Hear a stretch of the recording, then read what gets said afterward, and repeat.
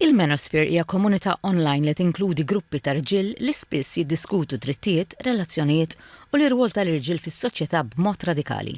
Dan il-moviment li għandu influenza qawwija minn fora internazzjonali qed jiġbed l-attenzjoni anke f'pajjiżna minħabba l-kontenut spiss kontroversjali u l-influenza tiegħu fuq il-ġenerazzjoni żagħżugħa. Xi ħaġa li hija komuni f'ħafna minn dawn l-online communities hija li ħafna irġiel iħossuhom left out mid-dinja tal-lum, left out mid-dinja fejn saret fajnihom ħafna iktar feminista, dinja fejn saret ħafna iktar liberali, ħafna iktar open-minded u ċertu irġiel hemmhekk iħossuhom threatened biha. Jekk inti tkun adolescenti, forsi qed tikber, qed tesperimenta, forsi qed tipprova issib relazzjoni. Ovvjament nafu li inti mhux kull darba ħadd tipprova jkollok relazzjoni, issa huwa faċli tirrikorri dawn l-online communities fejn inti ħassib li tajt ara hemm ħafna irġiel oħra bħali l-esperjenza u dawn mela mhux it-tort tiegħi, mela dawn it-tort tan-nisa. Fuq diversi pjattaformi soċjali qed jidher kontenut li jippromovi l-maskulinità tradizzjonali b'mod perikolus.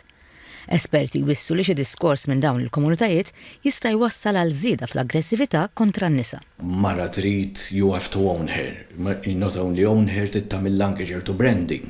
Jiġifieri jien naf li dit tpinġi ismek fuq ċertu partijiet tagħha to show that you actually own this woman. Jiġifieri u li mara qiegħdem biex jew ikollha tfal tiegħek jew biex tuża. Jiġifieri hawnhekk missirijiet għandhom biċċa xogħol forsi ikbar mill-ommijiet. Ir-role model ta' raġel tajjeb, raġel li jaf ikkomunika, raġel li jaf ikollu relazzjonijiet soċjali u relazzjonijiet soċjali tajbin da fejn żewġ sessi ikunu kapaċi jitkellmu fl-imkien f'kultura mingħajr violenza, f'kultura mingħajr sess ikun dominanti fuq ieħor tkun xi ħaġa pożittiva. Il-psikologu Samut Hanwood saħaq fuq il-ħtieġa li dawn il-messaġġi li qed jinfluwenzaw lill-adolescenti jiġu indirizzati billi jinħolqu spazji ta' diskussjoni b'saħħitha sabiex ikun żgurat li żgħażagħ Maltin jikbru b'valuri ta' rispett u bilanċ.